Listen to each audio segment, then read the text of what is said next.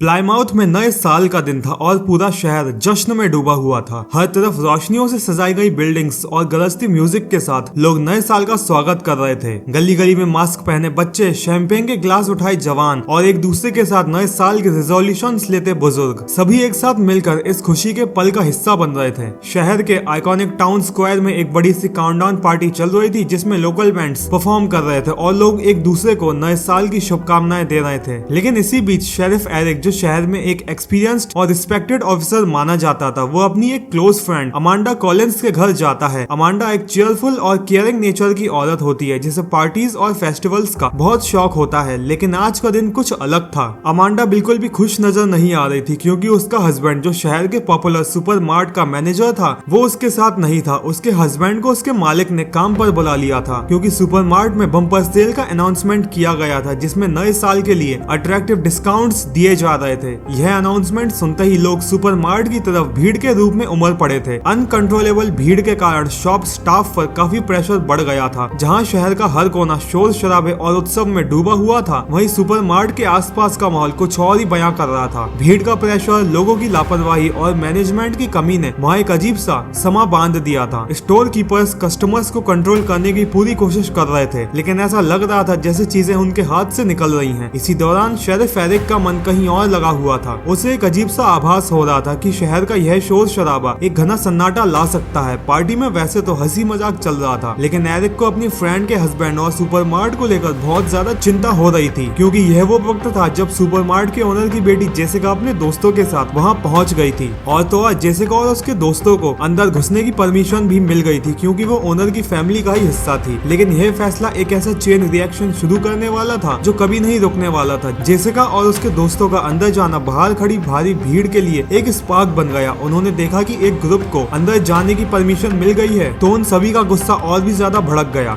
Jessica और उसके दोस्तों को स्टोर के अंदर देख लोग अपना सब्र खो बैठे और बैरिकेड्स को तोड़ते हुए सुपरमार्ट के अंदर घुसने लगे। और देखते ही देखते वहाँ एक सुनामी सी आ गई जिसकी वजह से हर तरफ अफरा तफरी मच गई। लोग धक्का मुक्की करके आगे बढ़ रहे थे और एक दूसरे को गिराते हुए अपने लिए रास्ता बना रहे थे। अमांडा के हस्बैंड और उसकी टीम का हर एक एफर्ट सिचुएशन को संभालने में फेल होता नजर आ रहा था। जेसिका और उसके दोस्तों ने सिचुएशन की सीरियसनेस को समझने की कोशिश की, लेकिन तब तक बहुत ज्यादा देर हो चुकी थी। जेसिका का एक दोस्त बॉबी, जो पहले ही भीड़ से डर रहा था, जमीन पर गिर गया और लोगों के पैरों के नीचे उसका हाथ कुचला गया। लेकिन उसकी चीखें भी भीड़ के शोर शराबे के अंदर दबकर रह गईं। वो बुरी तरह जख्मी हो चुका था और इसी बीच अमांडा सुपरमार्ट के अंदर अपने हस्बैंड को सरप्राइज देने के लिए पहुंच गई। उसका प्लान था कि जैसे ही उसके हस्बैंड का काम खत्म होगा वो उसे लेकर पार्टी के लिए निकल जाएगी। लेकिन बदकिस्मती से वो भी इस भीड़ का शिकार हो गई और एक ट्रॉली के चपेट में आकर उसका सर फट गया और उसकी भी मौत हो गई। और उसकी मौत ने पूरे सुपरमार्ट के माहौल को और भी ज्यादा डार्क बना दिया। रात और भी भयानक होती गई जब एम्बुलेंस के सायरन और पुलिस की वार्निंग भी इस घटना को रोक नहीं पाई। और जब तक सुबह हुई तब तक प्लेमाउथ का ये न्यू ईयर सेलिब्रेशन एक हॉरर स्टोरी बन चुका था। अमांडा की मौत, बॉबी का जख्मी होना और जेसिका के गिल्ट फील्ड आंसू, सब कुछ शहर के लिए एक भयानक याद बनकर रह गए। ये रात सिर्फ एक क्राउड मिसहैंडलिंग नहीं थी, बल्कि इंसानी ग्रीड, इम्पेशंस और प्लानिंग की कमी का एग्जाम्पल थी जो कभी भी किसी की जिंदगी को पलट सकती थी। धीरे धीरे एक साल गुजर चुका था, लेकिन प्लाईमाउथ के लोगों के मन में पिछले थैंक्सगिविंग और न्यू ईयर ईव की यादें बसी हुई थी। वो अफरा तफरी, लोगों की बेदर्दी से हुई मौतें और सुपरमार्ट के अंदर का वो शोर शराबा अब भी शहर के हर कोने में गूंजता था। थैंक्सगिविंग का मौसम वापस लौट आया, लेकिन लोग इस बार इस त्योहार का स्वागत खुशी से नहीं बल्कि एक अजीब से डर और टेंशन के साथ कर रहे थे। हर कोई अपने अंदर यह सवाल लेकर चल रहा था कि क्या इस बार भी कोई ट्रेजेडी होगी, और अगर हाँ तो इस बार कितने लोग अपनी जान गंवाएंगे। और वहीं दूसरी तरफ जेसिका, जो अब तक अपने दोस्त बॉबी के जख्म और उन अनगिनत लोगों की मौत का गिल्ट अपने कंधों पर लेकर चल रही थी, पहले से और भी ज्यादा मैच्योर हो चुकी थी। उसने इस बार अपने डैड के अगेंस्ट जाने का फैसला लिया था क्योंकि उसके डैड ने इस बार भी थैंक्सगिविंग सेल लगाने का अनाउंसमेंट किया था। उनका कहना था कि बिजनेस चलाना है तो रिस्क तो लेना ही पड़ेगा। लेकिन जेसिका और उसके कुछ दोस्तों ने उनसे यह फैसला वापस लेने की गुहार लगाई क्योंकि जेसिका को लगता था कि यह सेल एक और ट्रेजेडी की वजह बन सकती है और वो इस बार कोई भी रिस्क लेना नहीं चाहती थी। लेकिन जेसिका के डैड के लिए यह सिर्फ एक सेल नहीं बल्कि उनके ईगो और अपने डिसीजंस पर भरोसा दिखाने का एक तरीका भी थी। सेल का अनाउंसमेंट हो गया था और एक बार फिर सुपरमार्ट को थैंक्सगिविंग के लिए तैयार कर दिया गया था। जेसिका और उसके दोस्तों ने हर तरफ अवेयरनेस फैलाने की कोशिश की, लोगों को भीड़ से दूर रहने की सलाह दी, लेकिन सेल के लालच के आगे इन सब का कोई असर नहीं हुआ। और फिर थैंक्सगिविंग की सुबह जब लोग अपने घरों में टर्की रोस्ट करने और फैमिली के साथ टाइम स्पेंड करने की प्लानिंग कर रहे थे कि तभी एक खौफनाक खबर ने पूरे शहर को हिला दिया। सुपरमार्ट के ऊपर एक औरत की लाश लटकी हुई पाई गई। पुलिस को यह समझने में देर नहीं लगी कि ये कोई सिंपल मर्डर नहीं था। लाश का पोज, उसके गले में बंधे हुए रोप्स और उसके पास छोड़ा गया एक एनोनिमस नोट इस बात का सिग्नल था कि यह एक प्लान्ड रिवेंज था। और नोट पर लिखा हुआ था दैट ग्रीड हैज कॉन्सिक्वेंसेस। और इस बार जेसिका का इंस्टीट्यूशन सच साबित हुआ था। मास्क पहने एक अजीब किलर ने शहर में अपना एजेंडा शुरू कर दिया था। यह किलर उन लोगों को निशाना बना रहा था जो लालच, ग्रीड और इंसानियत को पीछे छोड़ अपने फायदे के लिए दूसरों की जिंदगी को खतरे में डाल रहे थे। पुलिस के लिए यह समझना मुश्किल था कि यह कोई पुराना विक्टिम था जो अपने दुख का बदला ले रहा था या कोई साइकोपैथ जो बस सिस्टम और इंसानी ग्रीड के अगेंस्ट खुद को जज समझ रहा था। जेसिका जो अपने डैड की सेफ्टी को लेकर और भी ज्यादा परेशान थी, एक अजीब से गिल्ट और डर के बीच फंस चुकी थी। उसे लग रहा था कि उसका पास्ट और उसका परिवार इस नए हॉरर का सेंटर बन चुका है, क्योंकि थैंक्सगिविंग का यह दिन एक और वार्निंग दे रहा था कि प्लायमाउथ अब एक शांति का शहर नहीं रहा। लोगों के दिलों में बस एक ही बात थी, अब अगले निशाने पर कौन होगा, क्योंकि किलर अपने मिशन पर था। वो एक एक करके उन लोगों को निशाना बना रहा था जो पिछले थैंक्सगिविंग और न्यू ईयर ईव के कत्लेआम के लिए जिम्मेदार थे। हर मर्डर के बाद वो आधी कटी लाशें डिस्प्ले करता जैसे वो अपनी दुश्मनी और इरादों का ऐलान कर रहा हो। लाशें हमेशा ऐसी ऐसी सिचुएशंस पर पाई जाती जो आसानी से विजिबल थी, जैसे कि कभी किसी पार्क के बीच, कभी एक ब्रिज के नीचे। और इन सब मर्डर्स की वजह से शहर में हर तरफ खौफ का माहौल था और लोग समझ नहीं पा रहे थे कि अगला शिकार कौन होगा। और एक दिन जेसिका और उसके दोस्तों के मोबाइल फोन्स पर एक अजीब सी पोस्ट टैग होती है। उस पोस्ट में एक टेबल की फोटो थी जो उनके नाम के कार्ड से सजाई गई थी, जैसे कोई डिनर पार्टी के लिए तैयार की गई हो। जेसिका और उसके दोस्तों ने तुरंत समझ लिया कि ये एक सिग्नल है कि अब अगला नंबर उनका आने वाला है। और डर और गिल्ट ने उन सभी को अपने गिरफ्त में ले लिया था, लेकिन जेसिका ने हिम्मत दिखाने का फैसला लिया और उसने अपने डैड के ऑफिस के लैपटॉप को हैक किया और उस रात का पुराना सीसीटीवी फुटेज निकालकर शेरिफ एरिक को दिया। फुटेज में कुछ ब्लरी चेहरे और सुपरमार्ट के अंदर के चाउटिक सीन्स थे। शेरिफ ने तुरंत उन फुटेजेस को फॉरेंसिक टीम के पास भेजा, लेकिन तब तक किलर अपने अगले शिकार की तैयारी कर चुका था। किलर अपने काम में इतना चतुर था कि पुलिस हमेशा उससे एक कदम पीछे रह जाती। और वहीं दूसरी तरफ सुपरमार्ट का एक गार्ड जो उस रात क्राउड कंट्रोल कर रहा था, एक दिन अपने शिफ्ट के दौरान लापता हो जाता है और अगली सुबह उसकी लाश मिलती है, क्योंकि उस सेल के दिन वो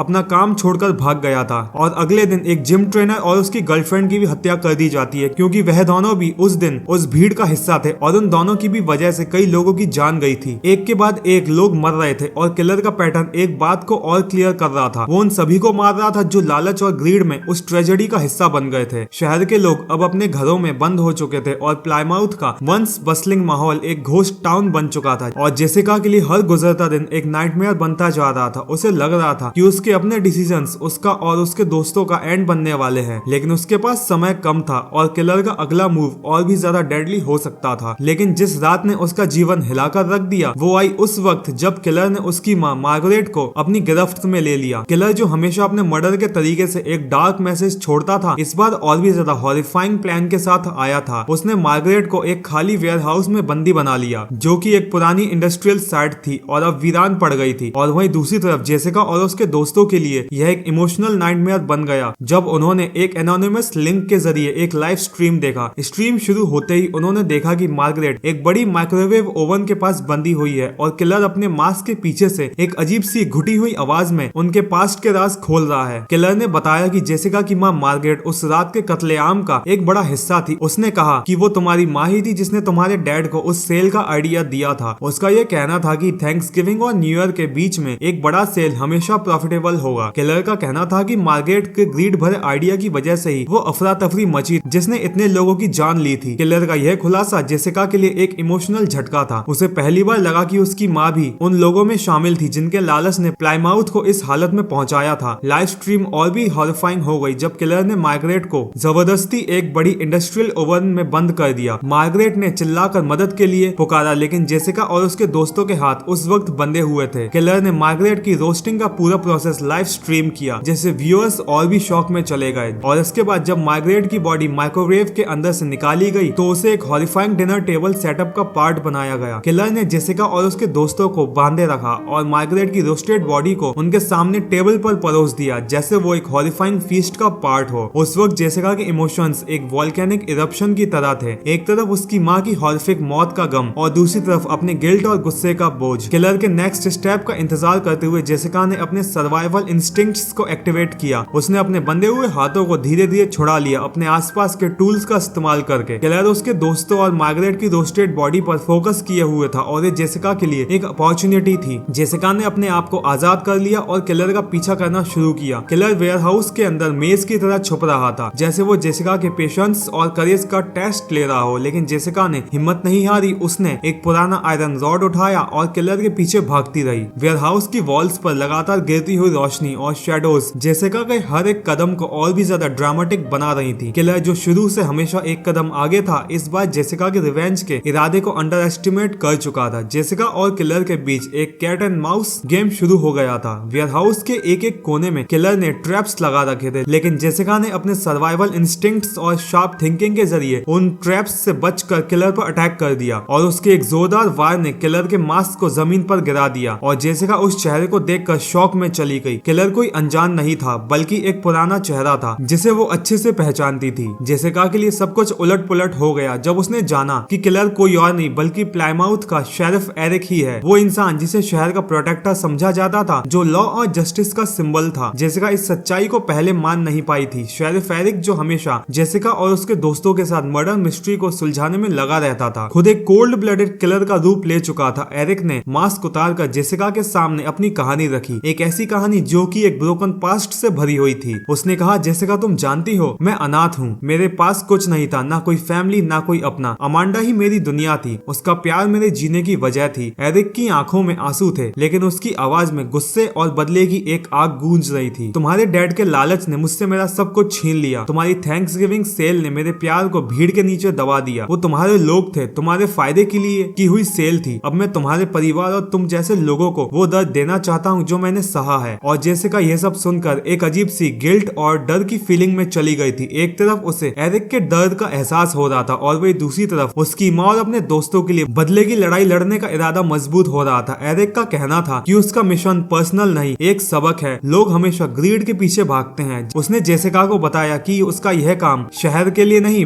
बल्कि दुनिया के लिए एक मैसेज है। ग्रीड हमेशा बर्बादी लाता है और मैं यह दुनिया को दिखाना चाहता हूँ। और शेरिफ ने फिर से जेसिका और उसके